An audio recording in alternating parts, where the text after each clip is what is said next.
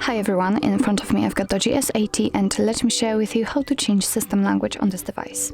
So first of all we have to enter the settings, and now let's scroll down to the very bottom and tap on system.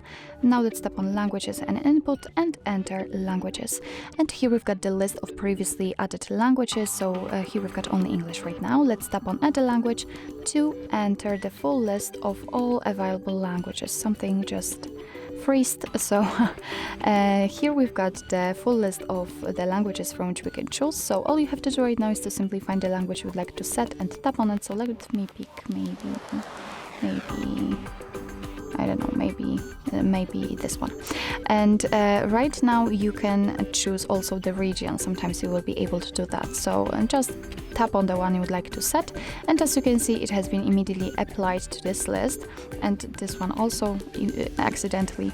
So you can see that the English is still a main one. So in order to set the new language as a default, all you have to do is to simply tap on it and hold it, and as you can see right now you can move it. So let's drag it to the very first position and wait. And as you can see, it actually immediately changes, so it means that from now on the whole system and the whole menu will be in the chosen language. So let me show it to you again, because I'm not really good at this language. Let's tap on it, hold it and drag it to the very first position in order to change to the English.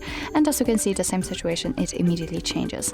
So actually this is how to set new language, and if you'd like to remove the languages from this list, all you have to do is to simply tap on the three dots icon in the right upper corner and tap on remove. Right now let's mark the languages you'd like to remove and tap on the trash bin icon. Now let's tap on OK. And as you can see, they immediately disappeared.